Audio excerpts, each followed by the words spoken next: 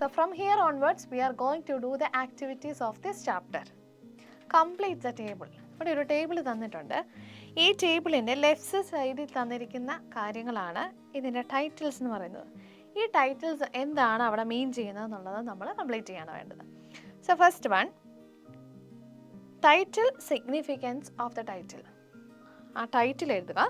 Then the significance of the title. ആ ടൈറ്റിലിന് എന്തുമാത്രം പ്രാധാന്യമുണ്ട് എന്നുള്ളത്. Never never nest means their nest, which means home, അവരുടെ വീട്, will never be completed. The never never nest, ഒരിക്കലും complete ആകുന്നില്ലാത്ത അവരുടെ വീട്. Their desire for things will go on without ever ending. സാധനങ്ങൾക്ക് വേണ്ടിയുള്ള അവരുടെ ആഗ്രഹങ്ങൾ എന്താണ്, എന്തെങ്കിലും വാങ്ങണം ചെയ്യണം എന്നൊക്കെയുള്ള അവരുടെ ആഗ്രഹങ്ങൾ ഇങ്ങനെ കണ്ടിന്യൂ ചെയ്ത് പോയിക്കൊണ്ടിരിക്കുന്നതേ ഉള്ളൂ. അതല്ലാതെ അവരുടെ ആ ആഗ്രഹം ഒരിക്കലും സഫലീകൃതമാകുന്നില്ല അല്ലെങ്കിൽ പൂർത്തിയാക്കപ്പെടുന്നില്ല എന്നാണ് ഇവിടെ ഉദ്ദേശിക്കുന്നത്. Characters. Who were the characters? First one, Jack is the representative of consumer society. Jack എന്ന് പറയുന്നത് നമ്മുടെ ഇവിടുത്തെ ഒരു കൺസ്യൂമർ സൊസൈറ്റിയുടെ റെപ്രസെൻറ്റേറ്റീവ് ആണ്. കൺസ്യൂമർ എന്ന് പറഞ്ഞാൽ എന്താണ്? ഉപഭോക്താവ്. അപ്പോൾ ഉപഭോക്താവിൻ്റെ അല്ലെങ്കിൽ ഉപഭോക്താക്കൾക്ക് പ്രാധാന്യം നൽകുന്ന ഈ ഒരു സൊസൈറ്റി, അതിനെയാണ് ഇവിടെ കാണിച്ചു കൊടുത്തിരുന്നത്. ദെൻ പിന്നെ വരുന്ന ക്യാരക്ടേഴ്സ് എന്ന് പറയുന്നത് ജില്ലാണ്. A house wife or a home maker who encourage her husband to get things on instalment. ഹസ്ബൻഡിനെ അല്ലെങ്കിൽ ഭർത്താവിനെ എപ്പോഴും പ്രൊമോട്ട് ചെയ്തുകൊണ്ടിരിക്കും. അത് വാങ്ങിക്കാം അല്ലെങ്കിൽ അങ്ങനെ ചെയ്യാം. ആ ഇൻസ്റ്റാൾമെൻറ്റിലെ സാധനങ്ങൾ വാങ്ങിക്കാൻ എപ്പോഴും സപ്പോർട്ട് ചെയ്യുന്നൊരു വൈഫ്, അതാണ് ജിൽ എന്ന് പറയുന്നത്. Then on Jain, a sensible aunt who wants Jack and Jill to live within their means. മൂന്നാമത്തേത് ഓൺ ജെയിൻ ആണ്. ആൻ ജെയിൻ്റെ പ്രത്യേകത എന്താണ്? അവരുടെ ആഗ്രഹം അവരുടെ ജീവിത സാഹചര്യം മനസ്സിലാക്കി മുന്നോട്ട് പോകുന്ന ജാക്കും ജില്ലും, അതാണ് അവരുടെ ആഗ്രഹം. ദെൻ ഫോർത്ത് വൺ ആണ് നേഴ്സ് എന്ന് പറയുന്നത്. She looks after the baby of Jack and Jill. ജാക്കിൻ്റെയും ജില്ലിൻ്റെയും ബേബിയെ നോക്കുന്നത് നേഴ്സാണ്. And does other small jobs for them. അവർക്ക് വേണ്ടിയുള്ള മറ്റു കാര്യങ്ങൾ ചെയ്തു തീർക്കുന്നത് ആരാണ്? നേഴ്സാണ്. ഇപ്പം ക്യാരക്ടേഴ്സ് തീർന്നു. ഇനി വരുന്നതാണ് setting. The villa at New Hampstead where Jack and Jill live with their baby. Setting എന്ന് പറഞ്ഞാൽ എന്താണ്? എവിടെയാണ് ഈ കഥ നടക്കുന്നത്? അത് ന്യൂ ഹാംസ്റ്റഡിലാണ്. അവിടെയാണ് ജാക്കും ജില്ലും അവരുടെ ബേബിയുടെ കൂടെ താമസിക്കുന്നത്. അടുത്തതെന്ന് പറഞ്ഞാൽ പ്ലോട്ടാണ്. പ്ലോട്ട് എന്ന് പറഞ്ഞു കഴിഞ്ഞാൽ എന്താണ് ഇതിൻ്റെ സ്റ്റോറി, അതാണ് നമ്മളിവിടെ പറയേണ്ടത്. Jack and Jill are a young couple with a baby. ജാക്കും ജിൽ എന്ന് പറയുന്നത് വിവാഹം കഴിഞ്ഞ് അധികം നാളാകാത്ത ഒരു ചെറിയ കുഞ്ഞുള്ള ഹസ്ബൻഡും വൈഫുമാണ്. Jack earns early 6 pounds a week. ഒരാഴ്ചയിൽ 6 pounds മാത്രമാണ് ജാക്കിനുള്ളത്. ജിൽ ഈസ് എ ഹൗസ് വൈഫ്. ജിൽ ഒരു ഹൗസ് വൈഫാണ്. But they go on getting all kinds of luxury items on instalments. പക്ഷെ അവരെല്ലാ തരത്തിലുമുള്ള ഇൻസ്റ്റാൾമെൻ്റ് ആയിട്ട് വാങ്ങാൻ കിട്ടുന്ന ലക്ഷറീസ് ആയിട്ടുള്ള എല്ലാ സൗകര്യങ്ങളും ഉപയോഗിച്ചാണ് ജീവിക്കുന്നത്. The monthly instalments come to more than 7 pounds. 7 pounds കൂടുതലാണ് അവരെ ഇൻസ്റ്റാൾമെൻറ്റ് മാത്രം അടയ്ക്കേണ്ട തുക എന്ന് പറയുന്നത്.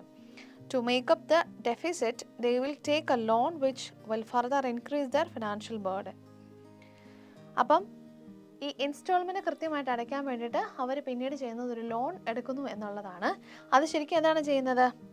ഇവരുടെ ഫിനാൻഷ്യൽ ബേർഡൻ എന്ന് പറഞ്ഞു കഴിഞ്ഞാൽ സാമ്പത്തിക പ്രതിസന്ധി അതിനെ കൂടുതലാക്കി തീർക്കുന്നു എന്ന് മാത്രമേ ഉള്ളൂ.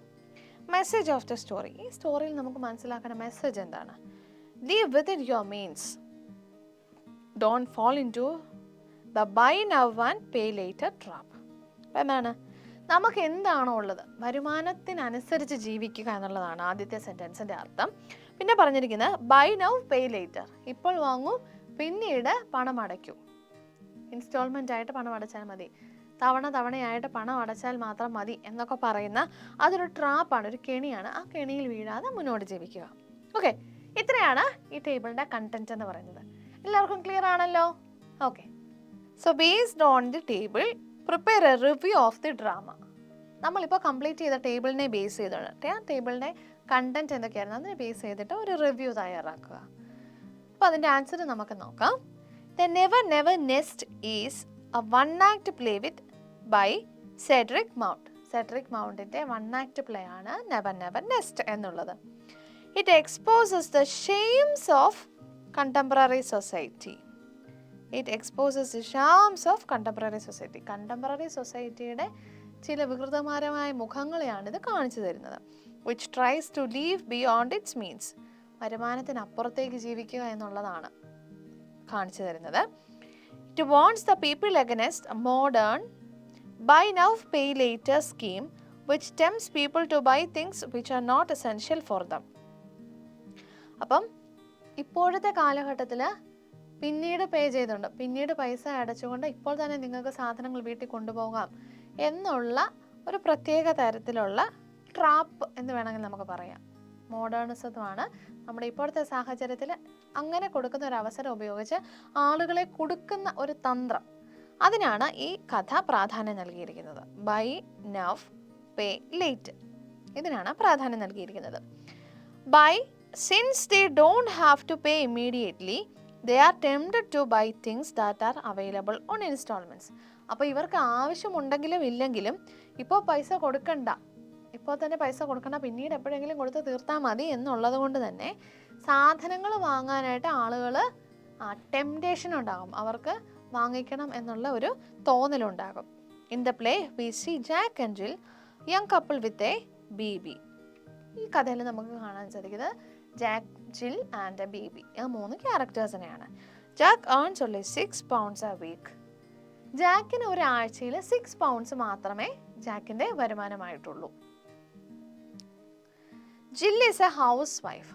ജിൽ എന്ന് പറയുന്നത് ഒരു ഹൗസ് വൈഫാണ്. But they go on getting all kinds of luxury items on instalments.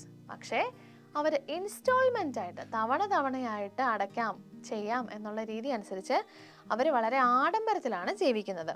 The monthly instalments come more than 7 pounds. ഒരു മാസം അവർ അടയ്ക്കേണ്ട ഇൻസ്റ്റാൾമെൻറ്റ് പേയ്മെൻ്റ് എന്ന് പറയുന്നത് 7 pounds കൂടുതലാണ്. To make up the deficit they will take a loan which will further increase their financial burden. അപ്പം വരുമാനം അത്ര ഇല്ല, 6 pound ഉള്ളൂ, അടയ്ക്കേണ്ടത് 7 pound ആണ്. അപ്പോൾ ആ കടം വീട്ടാൻ വേണ്ടിയിട്ട് അവർ ലോൺ എടുക്കും. അപ്പോൾ ഇങ്ങനെ ചെയ്യുന്നത് കൊണ്ട് അവരുടെ സാമ്പത്തിക പ്രതിസന്ധി, പ്രശ്നങ്ങളും കടബാധ്യത, അതിനെയാണ് ഫിനാൻഷ്യൽ ബേർഡൻ എന്ന വാക്കുകൊണ്ട് ഇവിടെ ഉദ്ദേശിക്കുന്നത്.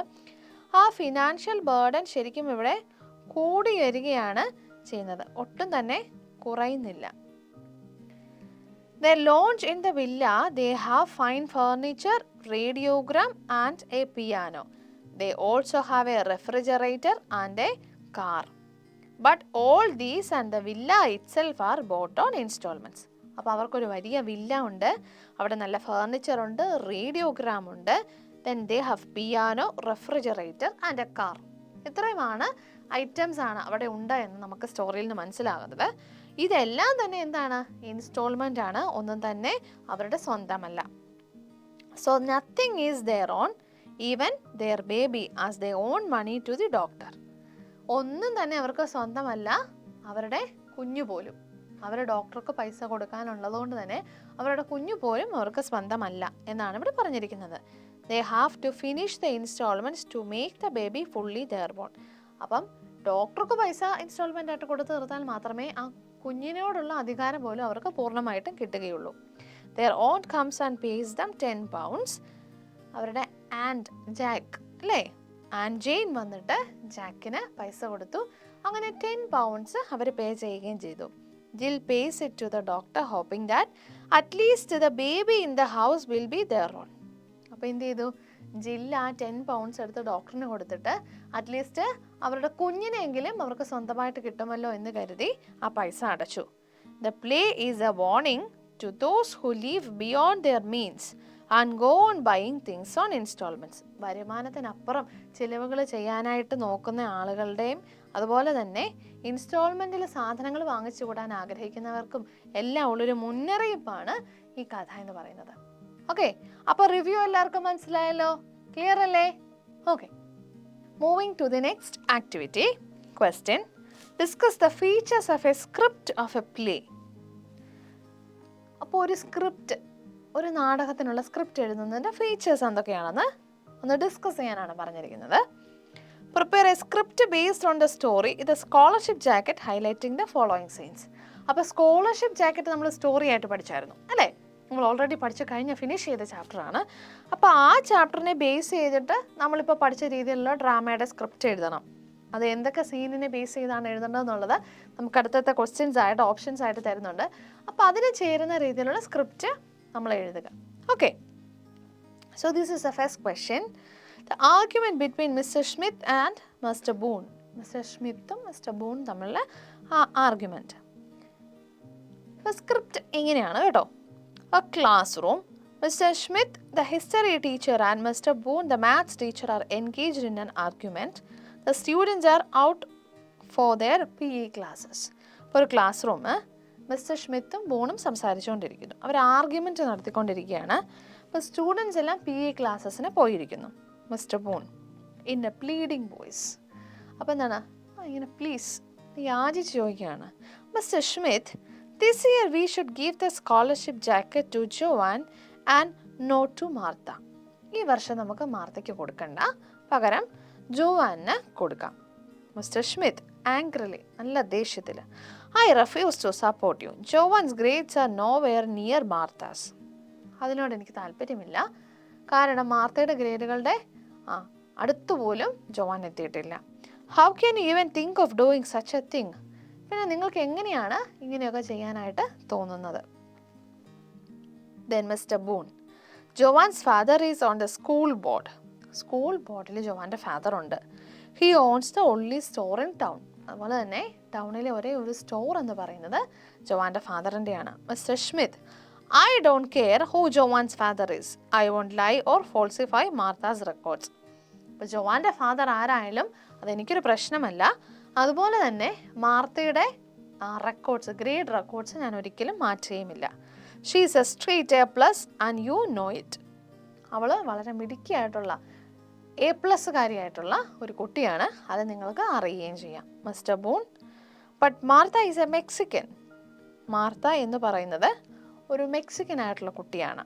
മിസ്റ്റർ സ്മിത്ത്, സോ വാട്ട്, അതിനെന്താണ്? She is our student and here we have to treat all students alike. അവൾ ഇവിടെ നമ്മുടെ സ്റ്റുഡൻ്റ് ആണ്, എല്ലാ സ്റ്റുഡൻസിനും നമ്മൾ ഒരുപോലെ കാണേണ്ട ആവശ്യമേ ഉള്ളൂ. I insist that the scholarship jacket should be given to Martha. If it is given to Joanne, I'll resign. അതുകൊണ്ട് തന്നെ അത് മാർത്തയ്ക്കാണ് നൽകേണ്ടത്. സ്കോളർഷിപ്പ് ജാക്കറ്റ് മാർത്തയ്ക്ക് മാത്രമേ കൊടുക്കാൻ പാടുള്ളൂ. ഇനി അതിന് പകരമായിട്ട് അത് ജോവാൻ എന്ന കുട്ടിക്ക് കൊടുക്കുകയാണെങ്കിൽ ഞാൻ ഈ ജോലിയിൽ നിന്നും രാജിവെച്ച് പുറത്തു പോകും എന്നാണ് മിസ്റ്റർ സ്മിത്ത് അവിടെ പറയുന്നത്. ഓക്കെ, പിന്നെ നമ്മൾ ഇമാജിൻ ചെയ്തെടുക്കുന്നതാണ്. കുറച്ച് കാര്യങ്ങളൊക്കെ നമുക്ക് സ്റ്റോറിയിൽ നിന്നുണ്ട്, പ്ലസ് അതിൻ്റെ കൂടെ നമ്മൾ കുറച്ച് കാര്യങ്ങൾ ഇമാജിൻ ചെയ്ത് അവിടെ എഴുതിയിരിക്കുകയാണ്. ഓക്കെ, അപ്പോൾ ഇങ്ങനെയാണ് സ്ക്രിപ്റ്റ് എഴുതേണ്ടത്. സ്ക്രിപ്റ്റ് എഴുതുന്നത് എങ്ങനെയാണെന്ന് എല്ലാവർക്കും മനസ്സിലായല്ലോ അല്ലേ? ഓക്കെ, വളരെ എളുപ്പമാണ്. എന്താണ് ആ സീൻ തുടങ്ങുമ്പം എന്നുള്ളത് ഒരു ഡിസ്ക്രിപ്ഷൻ അവിടെ കൊടുക്കുക. സ്റ്റേജ് അറേഞ്ച്മെൻറ്റ് എന്താണെന്നുള്ളത് കൊടുക്കുക. Then we can write the following conversations, following explanations, backgrounds, അങ്ങനെല്ലാം നമ്മൾ എഴുതി കഴിഞ്ഞപ്പോൾ സ്ക്രിപ്റ്റ് റെഡിയാകും. ഓക്കെ, ക്ലിയർ അല്ലേ? ഇതേപോലെ തന്നെ സ്ക്രിപ്റ്റ് എഴുതാനായിട്ട് തന്നിരിക്കുന്ന മറ്റൊരു സിറ്റുവേഷനാണ് second meeting of Martha with principal. പ്രിൻസിപ്പലിനെ മാർത്ത രണ്ടാമതായിട്ട് കാണാൻ പോകുന്ന സംഭവം അല്ലെങ്കിൽ അവരുടെ കൂടിക്കാഴ്ച. അപ്പോൾ അതെങ്ങനെയാണെന്ന് നോക്കാം. Principal's room. Martha enters the room with a sad face. പ്രിൻസിപ്പലിൻ്റെ റൂമാണ്. മാർത്ത വളരെ വിഷമിച്ച് റൂമിലേക്ക് കയറി വരുന്നു. Martha, sir, I ask my grandpa to give me $15 to pay for the scholarship jacket. Sir, ഞാൻ എൻ്റെ ഗ്രാൻഡ് ഫാദറിനോട് സ്കോളർഷിപ്പ് ജാക്കറ്റിന് വേണ്ടി $15 പേ ചെയ്യുന്ന കാര്യം ചോദിച്ചു. Principal looking into the eyes of Martha. Principal മാർത്തയുടെ കണ്ണിലേക്ക് നോക്കി. Did he give you the money? അദ്ദേഹം പൈസ തന്നോ? Martha, no sir, he didn't. ഇല്ല, അദ്ദേഹം പൈസ തന്നില്ല. Principal, walking towards a window and looking outside then turning his head towards Martha. അതിലെ റൂമിലൂടെ അങ്ങോട്ടും ഇങ്ങോട്ടും നടന്നു, വിൻഡോയിലൂടെ വെളിയിലേക്ക് നോക്കി. അതിനുശേഷം മാർത്തയുടെ മുഖത്തേക്ക് നോക്കി ചോദിച്ചു, why won't your grandfather pay? He has a 200-acre ranch. എന്തുകൊണ്ടാണ് നിന്റെ ഗ്രാൻഡ് ഫാദർ അത് പേ ചെയ്യാത്തത്? കാരണം അദ്ദേഹത്തിന് 200 ഏക്കറോളം കൃഷിഭൂമിയുള്ള വലിയൊരു ധനാഢ്യനാണ്. പിന്നെ എന്തുകൊണ്ടാണ് $15 പേ ചെയ്യാത്തത്? Martha, he told me that if I paid for the scholarship jacket it would no more be a scholarship jacket. ഞാൻ അതിന് പേ ചെയ്യുകയാണെങ്കിൽ അതൊരിക്കലും ഒരു സ്കോളർഷിപ്പ് ജാക്കറ്റ് ആവുകയില്ല എന്നാണ് ഗ്രാൻഡ് ഫാദർ എന്നോട് പറഞ്ഞത്. It would be a jacket bought with a price. അത് പൈസ കൊടുത്ത് വാങ്ങിച്ച വെറും ഒരു ജാക്കറ്റായിട്ട് മാറിപ്പോകും. You may give the jacket to Joan. സാറിന് ജാക്കറ്റ് ജോവാന് കൊടുക്കാം. She walks towards door to go out. വെളിയിലേക്ക് പോകുന്നതിന് വേണ്ടിയിട്ട് അവൾ ഡോറിൻ്റെ അടുത്തേക്ക് നടന്നു. Principal, Martha wait, we would make an exception and give you the jacket. Martha അവിടെ നിൽക്ക്, ഞാൻ നിനക്ക് വേണ്ടി ചെറിയൊരു എക്സെപ്ഷൻ ചെയ്തു തരാം, ചെറിയൊരു പരിഹാരം ചെയ്തു തരാം, നിനക്ക് തന്നെ ജാക്കറ്റ് തരാം. Martha, tears of Joy rolling out of her ice. സന്തോഷം കൊണ്ട് അവളുടെ കണ്ണ് നിറഞ്ഞ് ഒഴുകുന്നു. Thank you sir, thank you very much. വളരെ നന്ദി എന്ന് പറഞ്ഞ് മാർത്ത പോകുന്നു. അപ്പം ഇതാണ് മറ്റൊരു കോണ്ടെക്സ്റ്റ് എന്ന് പറയുന്നത്. ഇതുപോലെയാണ് നമ്മൾ ഒരു എക്സാമിന് ആണെങ്കിൽ പോലും ഒരു സിറ്റുവേഷൻ തന്നു കഴിഞ്ഞാൽ ഇതേപോലെ സിറ്റുവേഷൻ അനുസരിച്ച് നമ്മൾ കുറച്ച് ഡിസ്ക്രിപ്ഷൻ കൊടുക്കുന്നു, പിന്നെ നമ്മൾ അവർ തമ്മിലുള്ള കോൺവെർസേഷൻ എക്സ്ചേഞ്ചസ് എഴുതുന്നു. ഇങ്ങനെ നമുക്ക് നമ്മുടെ സ്ക്രിപ്റ്റ് പ്രിപ്പയർ ചെയ്യാവുന്നതാണ്. Okay, now we are going to do the language activities. Let's find out how language elements work. First activity, the use of the enough. Enough എങ്ങനെയാണ് യൂസ് ചെയ്യുന്നതാണ് നമ്മളിവിടെ പഠിക്കാൻ പോകുന്നത്. Enough means as much as we need or want. നമ്മുടെ ആവശ്യത്തിനുള്ളത് എന്നുള്ള അർത്ഥമാണ് enough എന്ന് പറഞ്ഞു കഴിഞ്ഞാൽ. Enough is placed before a noun, ഒരു നൗണിന് മുൻപായിട്ടോ അല്ലെങ്കിൽ but after adjective and adverbs. അഡ്വർബിനും അഡ്ജക്റ്റീവ്സിനും ശേഷമോ ആയിരിക്കും ഇനഫ് നമ്മൾ യൂസ് ചെയ്യുന്നത്. ഓക്കെ, അപ്പോൾ നമുക്ക് അതിൻ്റെ ആക്ടിവിറ്റി ഒന്ന് ചെയ്യാം. Complete the following sentences adding enough with a suitable word from the box given and identify the parts of speech of the word modified by enough. അപ്പോൾ ഈ കൊടുത്തിരിക്കുന്ന വേർഡ്സ് കറക്റ്റ് ആയിട്ടുള്ളത് സെലക്ട് ചെയ്ത് ഇനഫ് കൂടി add ചെയ്തുകൊണ്ട് ഏത് parts of സ്പീച്ചിൽ വരുന്നതാണ് ഇത് എന്നുള്ളത് കണ്ടുപിടിച്ച് നമുക്കിതൊന്ന് ഫില്ലപ്പ് ചെയ്യാം. First one, he didn't jump high enough to win the prize. This is the first answer. Adverb plus enough. Second one, she is old enough to travel by herself. That is adjective plus enough. Third one, he had enough courage to admit his mistake. Noun plus enough. Fourth one, the ice had thick enough to walk on. Adjective plus enough. Fifth one, he spoke loud enough to be heard. Adverb plus enough. So ഏത് parts of സ്പീച്ചിൽ വന്നിരിക്കുന്നതാണോ എന്നുള്ളതാണ് നമ്മൾ ഈ right സൈഡിൽ ബ്രാക്കറ്റിൽ കൊടുത്തു പോയിരിക്കുന്നത്. അതിനെ കൂടെ നമ്മൾ ഇനഫ് ആഡ് ചെയ്തു. സോ ഇതായിരുന്നു നമ്മുടെ ഫസ്റ്റ് ആക്ടിവിറ്റി. എല്ലാവർക്കും ക്ലിയർ ആണല്ലോ? Okay, so let's move to the second activity, relative clauses. Relative clauses are clauses starting with the relative pronouns. Relative pronouns use ചെയ്തുകൊണ്ട് സ്റ്റാർട്ട് ചെയ്യുന്നതിനെയാണ് നമ്മൾ റിലേറ്റീവ് ക്ലോസസ് എന്ന് പറയുന്നത്. അപ്പോൾ ഏതൊക്കെയാണ് നമ്മുടെ റിലേറ്റീവ് പ്രോനൗൺസ് നോക്കിക്കേ. Who, what, that, which, whose, where, when. So ഇത്രയാണ് നമ്മുടെ റിലേറ്റീവ് ക്ലോസസ് എന്ന് പറയുന്നത്. ഈ റിലേറ്റീവ് ക്ലോസസിനെ യൂസ് ചെയ്തുകൊണ്ട് നമ്മൾ സ്റ്റാർട്ട് ചെയ്യുമ്പോൾ അത് റിലേറ്റീവ് ക്ലോസസ് ആയി. ഓക്കെ, അപ്പോൾ നമ്മുടെ ഈ സെക്കൻഡ് ആക്ടിവിറ്റിയുടെ എക്സസൈസിലേക്ക് പോകാം. Question, complete the following sentences using appropriate relative pronouns. താഴെ തന്നിരിക്കുന്ന സെൻറ്റൻസസിൽ നിന്ന് കറക്റ്റ് ആയിട്ട് വരുന്ന റിലേറ്റീവ് പ്രോനൗൺ ഏതാണോ അത് ബ്രാക്കറ്റിൽ നിന്നും ചൂസ് ചെയ്ത് കറക്റ്റ് ആയിട്ട് എഴുതി കംപ്ലീറ്റ് ആക്കാം. അപ്പോൾ നോക്കാം. First one, do you know the man who climbed the mountain yesterday. Second one, can I have the pencil that or which. അത് ബ്രാക്കറ്റിൽ വിച്ച് എന്നുകൂടി കൊടുക്കാൻ കാരണം ദാറ്റ് എന്ന് എഴുതിയാലും വിച്ച് എന്ന് എഴുതിയാലും അത് കറക്റ്റാണ്. മീനിങ് വൈസ് അത് രണ്ട് കറക്റ്റായിട്ട് വരും. എല്ലാ സെൻറ്റൻസസിനും വരികയില്ല, ചില സെൻറ്റൻസുകൾക്ക് അങ്ങനെ വരാറുണ്ട്. അപ്പോൾ ഒരു തിങ് ആയതുകൊണ്ട് ദാറ്റ് എന്നോ വിച്ച് എന്നോ കൊടുത്താൽ കൃത്യം ഉത്തരമാണ്. So that or which I gave you today morning. Third one, A notebook is A computer that or which can be carried around. Fourth one, I won't eat in a restaurant that or which is not clean. Fifth one, I want to live in a place where there are lots of shops. Sixth one, yesterday was a day when everything went wrong. Seventh one, he is a teacher whom we all respect. Eighth one, he who never climbs never falls. Okay, so ഇതാണ് relative pronouns use ചെയ്തുകൊണ്ട് നമ്മൾ complete ആക്കിയിരിക്കുന്ന activity എന്ന് പറയുന്നത്. Clear ആണല്ലോ? അപ്പോൾ relative pronouns എവിടെ use ചെയ്യുന്നു എന്നുള്ളത് മാത്രം നമ്മൾ ഇവിടെ പഠിച്ചാൽ മതി. ഓക്കെ, അപ്പോൾ നമ്മുടെ റിലേറ്റീവ് പ്രോനൗൺസ് ഏതാണെന്ന് ഇവിടെ ബ്രാക്കറ്റിൽ തരും. അപ്പോൾ അത് നിങ്ങൾ കൃത്യമായിട്ട് എഴുതിയാൽ മതി. Okay, so let's move to the next one. Activity number 3, question tag. അപ്പോൾ ക്വസ്റ്റ്യൻ ടാഗ് എങ്ങനെയാണ് വരുന്നതെന്നാണ് നമ്മൾ ഈ ആക്ടിവിറ്റിയിൽ പഠിക്കാൻ പോകുന്നത്. ഇത് വളരെ വളരെ വളരെ ഇമ്പോർട്ടൻ്റ് ആണ്. മിസ് എടുത്ത് പറയാണ്, നിങ്ങൾക്ക് ടേം എക്സാമിനും അതുപോലെ ഫൈനൽ എക്സാമിനും മോഡൽ എക്സാമിനും എല്ലാം ഉറപ്പായിട്ടും ചോദിക്കുന്ന ഒരു ക്വസ്റ്റ്യൻ ആണ് ക്വസ്റ്റ്യൻ ടാഗ് എഴുതുക എന്നുള്ളത്. നിങ്ങൾക്ക് വരുന്നത് കോൺവെർസേഷൻ എഴുതുന്ന പോലെ ഒരു ഫോർമാറ്റിൽ തരും. എന്നിട്ട് നിങ്ങൾ ക്വസ്റ്റ്യൻ ടാഗ് എഴുതി വേണം പോവാനായിട്ട്. ഓക്കെ, അങ്ങനെ 1 or 2 ക്വസ്റ്റ്യൻ ടാഗ് എങ്കിലും ഏറ്റവും കുറഞ്ഞത് നിങ്ങൾക്ക് ചോദിക്കും. അത് കൃത്യമായിട്ട് എല്ലാവരും ക്വസ്റ്റ്യൻ ടാഗ് എഴുതാനായിട്ട് പഠിച്ചിരിക്കുക. Okay, so we often change a statement into a question by adding a tag to it. ഒരു സെൻറ്റൻസിനെ നമ്മൾ അതിൻ്റെ അവസാനം ഒരു ചോദ്യം ചോദിച്ചുകൊണ്ട് ഒരു ടാഗ് ആക്കി ആഡ് ചെയ്തുകൊണ്ട് ഒരു ക്വസ്റ്റ്യൻ ആക്കി മാറ്റാറുണ്ട്. അതിനെയാണ് നമ്മളിവിടെ യൂസ് ചെയ്യുന്നത്. The rule is if the statement is positive, the tag must be negative. അപ്പോൾ ആ തന്നിരിക്കുന്ന സ്റ്റേറ്റ്മെൻറ്റ് പോസിറ്റീവ് ആണ് എങ്കിൽ tag must be negative.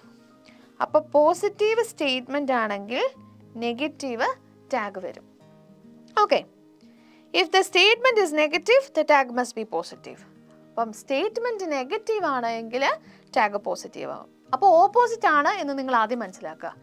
Positive ആണെങ്കിൽ നെഗറ്റീവ് വരും ടാഗ്. ഇനി നെഗറ്റീവ് ആണ് സെൻറ്റൻസ് എങ്കിൽ പോസിറ്റീവ് വരും. Okay, we repeat the auxiliary in the statement. ആ സെൻറ്റൻസിലെ ഓക്സിലറി വേർബ് എന്താണോ അതിനെ നമ്മൾ റിപ്പീറ്റ് ചെയ്യുന്നു. അതിനെ പോസിറ്റീവോ നെഗറ്റീവോ ആക്കി നമ്മൾ മാറ്റുകയും ചെയ്യുന്നു. If there is no auxiliary, അവിടെ ഓക്സിലറി വേർബുകളൊന്നുമില്ലെങ്കിൽ we use do, does or did according to the context. Do, does അല്ലെങ്കിൽ ഡിഡ് നമ്മൾ സാഹചര്യത്തിനനുസരിച്ച് യൂസ് ചെയ്യും.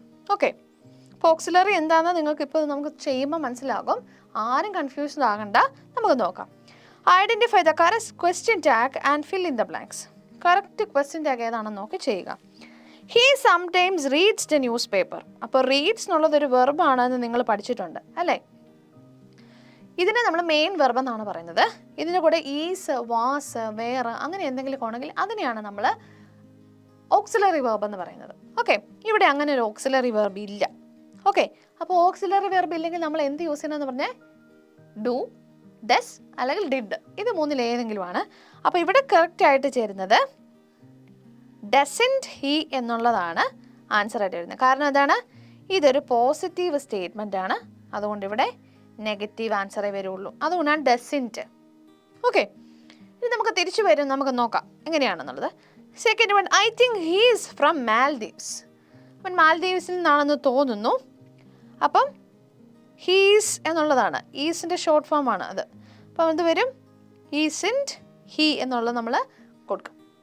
Okay, then don't talk while I am teaching. Don't talk, നോക്കിക്കേ, ഡോണ്ട് എന്ന് പറഞ്ഞാൽ do എന്ന് പറഞ്ഞാൽ അത് പോസിറ്റീവും, ഡോണ്ട് എന്ന് പറയുമ്പോൾ ചെയ്യരുത് എന്നുള്ളതാണ് അല്ലേ? അപ്പോൾ അത് നെഗറ്റീവാണ് ഇവിടുത്തെ സ്റ്റേറ്റ്മെൻ്റ് എന്ന് പറയുന്നത്. അതുകൊണ്ട് തന്നെ ഓട്ടോമാറ്റിക്കലി ഇന്ന് എന്താകും? പോസിറ്റീവ് ക്വസ്റ്റ്യൻ ടാഗ് ആയിരിക്കും വരുന്നത്. അതെങ്ങനെയായിരിക്കും? Will you. Okay, then let's go swimming. സ്വിമ്മിങ്ങിന് പോകാം. Shall we. Then pass me the salt. Won't you. He could have bought a new car, couldn't he? Okay, clear ആണല്ലോ? ഇങ്ങനെയാണ് നമ്മൾ ക്വസ്റ്റ്യൻ ടാഗുകൾ എഴുതി പോകുന്നത്. ഇത് നിങ്ങൾക്ക് ചൂസ് ചെയ്യാനായിട്ടുള്ളതായിരുന്നു. ഇതിന് ശേഷം നമുക്കിനി ബാക്കി കൂടി ചെയ്യാനുണ്ട്. അത് നമുക്ക് നോക്കാം. The girl won't sing in the party, will she? He went in a tour, didn't he? പോസിറ്റീവിന് നെഗറ്റീവ് ആൻസറും നെഗറ്റീവിന് പോസിറ്റീവ് ആൻസറും. ഓക്കെ, അങ്ങനെയാണെങ്കിൽ നമുക്ക് ഫില്ലിംഗ് ദ ബ്ലാങ്ക്സ് ആണ് ചെയ്യാനുള്ളത്. അപ്പോൾ നിങ്ങൾക്ക് ഓപ്ഷൻ ഉണ്ടായിരുന്നു, ഇനി നിങ്ങൾക്ക് ഓപ്ഷൻ ഇല്ലാതെ നമ്മൾ ചെയ്യാൻ പോവാണ്. You are an Indian, you are. അപ്പോൾ ആർ ഇവിടെ ഉള്ളത് കൊണ്ട് ആറാണ് നമ്മുടെ ഓക്സിലറി വെർബ്. ഓക്കെ, ഇപ്പോൾ ഓക്സിലറി വെർബിനെ പിടികിട്ടിയോ? ആറുള്ളത് കൊണ്ട് നമ്മൾ എന്ത് ചെയ്യണം? ആറ് തന്നെ ഇവിടെ എഴുതുന്നു. ആറിനെ നമ്മൾ നെഗറ്റീവ് ആക്കി, ഇൻറ്റ് എന്ന് ചേർത്താൽ നെഗറ്റീവ് ആകും. ഓക്കെ, എന്നിട്ട് നമ്മൾ എന്ത് ചെയ്തു? ഇവിടുത്തെ നൗൺ പ്രോനൗൺ ഉണ്ട് അവിടെ, ആ പ്രോനൗൺ അങ്ങോട്ട് ആഡ് ചെയ്തു. അപ്പോൾ are into you, answer ready. ഇങ്ങനെയാണ് ഓക്സിലറി വെർബ് എഴുതുന്നത്. നോക്കിക്കേ, I am late, aren't I. അപ്പോൾ ഇവിടെ മനസ്സിലാക്കേണ്ട ഒരു കാര്യം, ഐ ആം എന്നുള്ളതിന് നമ്മൾ എന്താണ് എഴുതുന്നത്? ആറിൻറ്റ് എന്നുള്ളതാണ് എഴുതേണ്ടത് കേട്ടോ. ഇതിനൊരിക്കലും ഒരു മാറ്റം വരികയില്ല. ഇത് ഒരു സ്പെഷ്യൽ കേസാണ്. ഓക്കെ, ഈ സ്പെഷ്യൽ കേസ് നിങ്ങളൊന്ന് ഓർത്ത് വെച്ചാൽ, ഐ ആം എന്നുള്ളതിൻ്റെ ആമിൻറ്റ് എന്നുള്ളതില്ല, ആറിൻറ്റ് ഐ എന്നുള്ളതാണ് നമ്മൾ എഴുതുന്നത്. Okay, then the boy is from Kottayam. Is ഉള്ളത് കൊണ്ട് isn't he. Okay, he will never know, will he. Then, Anne has cleaned the plates, didn't she? Anu and Manu will arrive tomorrow, won't they? അപ്പോൾ ഇത്രയാണ് നമ്മുടെ ഫിൽ in the blanks എന്ന് പറയുന്നത്. അപ്പോൾ question tag എങ്ങനെയാണെന്നുള്ളത് options വെച്ചും ഫിൽ in the blanks ഒക്കെ വെച്ച് നമ്മൾ ഡിസ്കസ് ചെയ്തു. ഇത്രയേ ഉള്ളൂ, വളരെ സിമ്പിളാണ്. അത് എഴുതുമ്പോൾ നിങ്ങളൊന്ന് ശ്രദ്ധിച്ചാൽ മാത്രം മതി. ക്വസ്റ്റ്യൻ ടാഗ് എഴുതാൻ വളരെ എളുപ്പമാണ്. അവിടെ തന്നെ ഉണ്ടാവും ഓക്സിലറി നിങ്ങൾ ഏതാണോ തിരഞ്ഞെടുക്കേണ്ടതെന്നുള്ളത്. അതില്ല എങ്കിൽ ഡു, ഡസ് അല്ലെങ്കിൽ ഡിഡ് ചേർക്കുക. ഓക്കെ, ക്ലിയർ ആണല്ലോ എല്ലാവർക്കും? Okay, next are activity 4. Read the following sentences. Reporter or indirect speech. അപ്പോൾ ഈ ആക്ടിവിറ്റിയിൽ നമ്മൾ എന്താണ് പഠിക്കാൻ പോകുന്നത്? റിപ്പോർട്ടഡ് അല്ലെങ്കിൽ ഇൻഡയറക്റ്റ് സ്പീച്ച് ആണ് പഠിക്കാൻ പോകുന്നത്. Okay, when we report what someone else has said, we have to make some changes in what he said. മറ്റൊരാൾ പറഞ്ഞ കാര്യം നമ്മൾ വീണ്ടും ആവർത്തിച്ച് പറയുകയാണെങ്കിൽ അതിന് നമ്മൾ ചില മാറ്റങ്ങൾ പറയേണ്ടി വരും. ഉദാഹരണമായിട്ട്, വേർ ഈസ് ഗ്രാൻഡ് പ. അപ്പം ഞാൻ മിസ്സ് അല്ലേ, നിങ്ങളുടെ മിസ്സ് നിങ്ങളോട് ചോദിക്കുകയാണ് വേർ ഈസ് ഗ്രാൻഡ് പ അല്ലേ. അപ്പം നിങ്ങളത് പറയുകയാണെങ്കിൽ എന്ത് പറയാം? മിസ്സ് ചോദിച്ചു എൻ്റെ ഗ്രാൻഡ് പ എവിടെയാണ്. അങ്ങനെ നമ്മൾ മാറ്റി പറയണം. ആരോടാണ് ചോദിച്ചത് എന്നൊക്കെ നമ്മൾ അവിടെ ആഡ് ചെയ്യണം അല്ലേ. അപ്പോൾ ഇതിനെയാണ് നമ്മൾ റിപ്പോർട്ടഡ് സ്പീച്ച് എന്ന് പറയുന്നത്. ആരോ പറഞ്ഞ സ്പീച്ച് അല്ലെങ്കിൽ ആരോ പറഞ്ഞ വാക്കുകൾ, അതിനെ നമ്മൾ റിപ്പോർട്ട് ചെയ്യുന്നു. എല്ലാവർക്കും മനസ്സിലായല്ലോ? ഓക്കെ, അപ്പോൾ ആ എക്സാമ്പിൾ ഇവിടെ മാറ്റം വന്നിട്ടുണ്ട്, നമുക്ക് നോക്കാം. ഐ ആസ്ഡ് ഗ്രാൻഡ് മ. വെൻ വി റിപ്പോർട്ട് ഇറ്റ്, അത് റിപ്പോർട്ട് ചെയ്യുമ്പോൾ എങ്ങനെയായിട്ട് വരും? ഐ ആസ്ഡ് ഗ്രാൻഡ് മ വേർ ഗ്രാൻഡ് പ വാസ്. ഗ്രാൻഡ് പ എവിടെയാണ് എന്ന് ഞാൻ ഗ്രാൻഡ്മയോട് ചോദിച്ചു. ഇങ്ങനെയാണ് നമ്മൾ തിരിച്ച് റിപ്പോർട്ട് ചെയ്യുമ്പോൾ എഴുതേണ്ടത്. ചോദിച്ചപ്പോൾ എന്തായിരുന്നു? വളരെ സിമ്പിളായിരുന്നു, വേർ ഈസ് ഗ്രാൻഡ് പ എന്നതായിരുന്നു. ഐ ആസ്ഡ് ഗ്രാൻഡ് മ. ഗ്രാൻഡ് പ എന്തിയെ ഞാൻ ഗ്രാൻഡ്മയോട് ചോദിച്ചു. അപ്പോൾ അത് ചെയ്തപ്പോൾ എന്തായി? ഗ്രാൻഡ് പ എന്തിയെ എന്ന് ഞാൻ ഗ്രാൻഡ്മയോട് ചോദിച്ചു എന്ന് മൊത്തം നമ്മൾ സെൻറ്റൻസ് ആക്കി. ഡയലോഗ് പിന്നെ അവിടെ നമ്മൾ ഇല്ല. ഓക്കെ, അപ്പോൾ നമുക്ക് നോക്കാം. കുറച്ച് കാര്യങ്ങൾ നമ്മൾ ഒന്ന് പഠിക്കണം. അതിന് വേണ്ടിയിട്ട് വളരെ സിമ്പിളാണ് കേട്ടോ. റിപ്പോർട്ടഡ് സ്പീച്ചും നിങ്ങൾക്ക് എക്സാമിന് വരുന്നൊരു ഭാഗമാണ്. അപ്പോൾ നമുക്ക് നോക്കാം എന്തൊക്കെയാണെന്നുള്ളത്. Word order is changed. അതായത് വാക്കുകളുടെ ഓർഡറുകൾക്ക് ചില വ്യത്യാസങ്ങളൊക്കെ വരാറുണ്ട്. അതാണ് ഒന്നാമതായിട്ട് സംഭവിക്കുന്നത്. Tense has changed. അതായത് ടെൻസ്, ഗ്രാമർ ഉണ്ടല്ലോ, അതിലെ ടെൻസുകൾക്ക് ചില വ്യത്യാസം വരും. അതായത് ഈസ് ആണെങ്കിൽ ഈസ് ചിലപ്പോൾ വാസായിട്ട് മാറാം, ആറാണെങ്കിൽ അത് വെയറായിട്ട് മാറാം. Okay, then third one, instead of A question mark we use full stop in the reported speech. അപ്പോൾ ആരെങ്കിലും ചോദിച്ച കാര്യം ഒരു ചോദ്യമായിട്ടാണ് ചോദിച്ചതെങ്കിൽ ആ ചോദ്യത്തിനൊരു ക്വസ്റ്റ്യൻ മാർക്ക് ഉണ്ടാകും. ആ ക്വസ്റ്റ്യൻ മാർക്ക് എന്തായിട്ട് മാറും? ഒരു ഫുൾ സ്റ്റോപ്പ് മാത്രമായിട്ട് മാറും. Then there is no quotation mark. Quotation mark എന്ന് പറഞ്ഞാൽ എന്താണ്? നമ്മൾ ഡയലോഗൊക്കെ കാണുമ്പോൾ നമ്മൾ കാണാറുണ്ട്, നമ്മുടെ സ്റ്റോറിയിലും പിന്നെ അതുപോലെ തന്നെ ഡ്രാമയിലൊക്കെ ഇങ്ങനെ ഇൻവേർട്ടഡ് കോമേഴ്സ്, ഇതിനാണ് നമ്മൾ ക്വട്ടേഷൻ മാർക്ക് എന്ന് പറയുന്നത്. ഈ ക്വട്ടേഷൻ മാർക്ക് ഉണ്ടായിരിക്കുകയില്ല. ഇതിനെയാണ് വ്യത്യാസങ്ങൾ വരുന്നതെന്ന് നമുക്ക് പറയാം. ഓക്കെ, അപ്പോൾ അങ്ങനെയാണെങ്കിൽ താഴെ തന്നിരിക്കുന്ന സെൻറ്റൻസസിനെ ഒക്കെ നമുക്കൊന്ന് റിപ്പോർട്ട് ചെയ്ത് നോക്കാം. മിസ് ഓരോ സെൻറ്റൻസും റിപ്പോർട്ട് ചെയ്ത് എഴുതിയിട്ടുണ്ട്. അപ്പോൾ നിങ്ങൾ ശ്രദ്ധിച്ച് നോക്കുക. Report the following sentence and analyse the changes you make while reporting dum. അപ്പോൾ ഈ സെൻറ്റൻസസിനൊക്കെ എന്ത് ചേഞ്ച് ആണ് വന്നിട്ടുള്ളത് എന്ന് നമുക്കൊന്ന് നോക്കാം. First one, what are you doing in America, he ആസ്ഡ് the man. അപ്പോൾ എന്താണ്, ഈ വേർഡ് ഓർഡർ ആദ്യം മാറും. ഹി ആസ്ഡ് എന്നുള്ളത് ആദ്യം വന്നു. He ആസ്ഡ് the man. ഓക്കെ, കണ്ടോ, ഇതാണ് വേർഡ് ഓർഡറിന് മാറ്റം വരിക എന്നുള്ളത്. He ആസ്ഡ് the man what are you എന്നുള്ളതിന് ചോദിച്ചപ്പോഴാണ് അതിന് നമ്മൾ എന്താക്കി, what he was doing in America. അപ്പോൾ ആകെ വന്ന മാറ്റം എന്താണ്, ഇവിടെ ഒരു മാറ്റം വന്നു അല്ലേ. ആ മാറ്റം മാത്രമേ ഉള്ളൂ റിപ്പോർട്ടഡ് സ്പീച്ചിന് വന്നിരിക്കുന്ന മാറ്റം.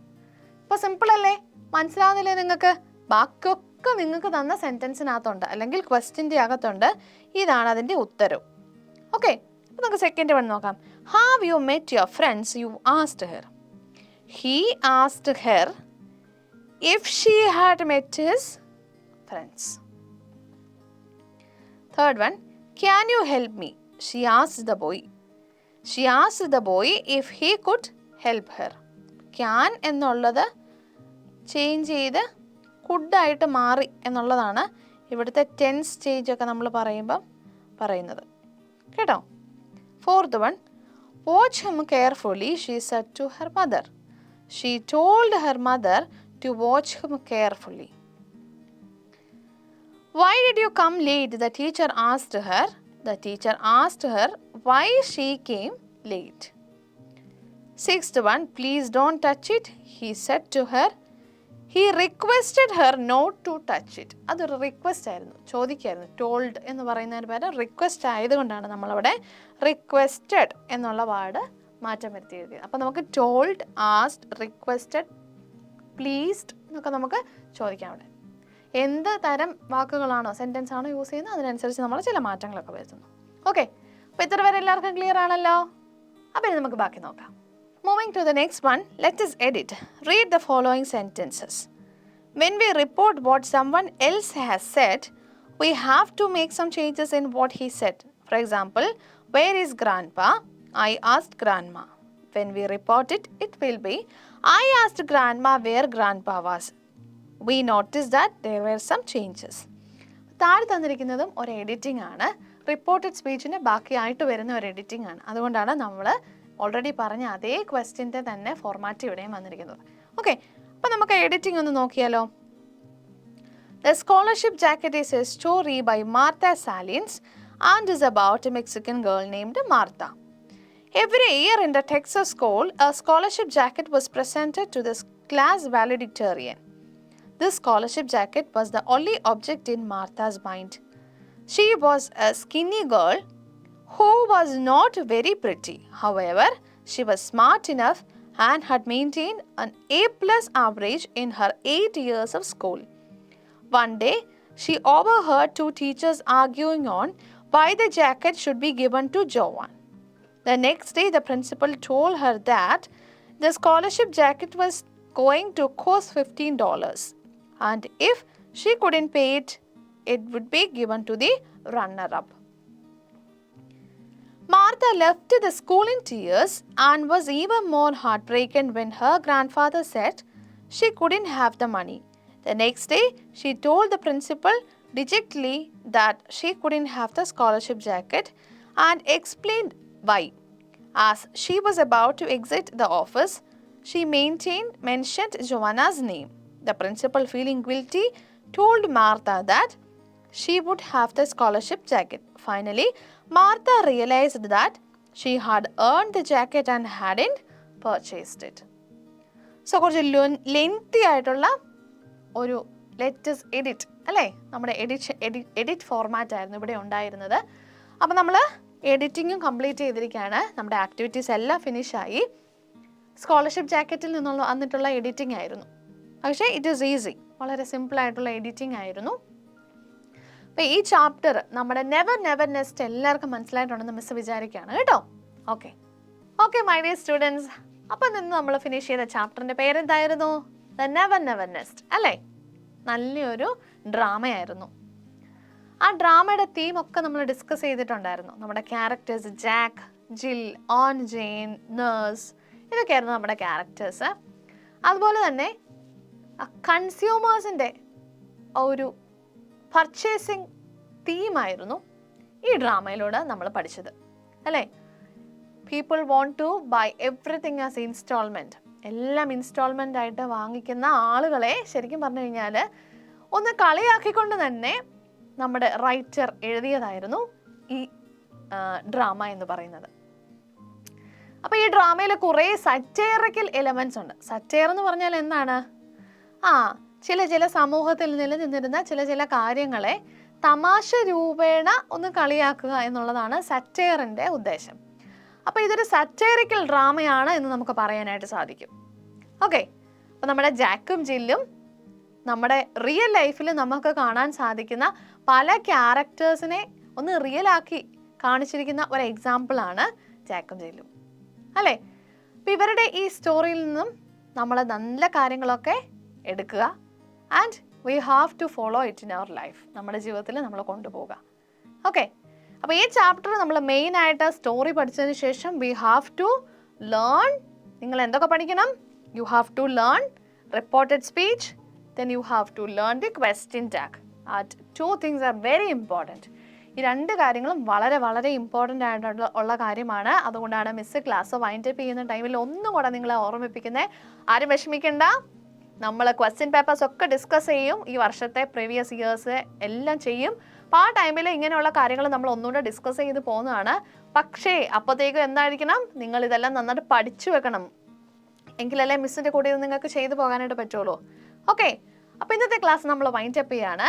So let's see you in next class with a wonderful story. Thank you, bye by.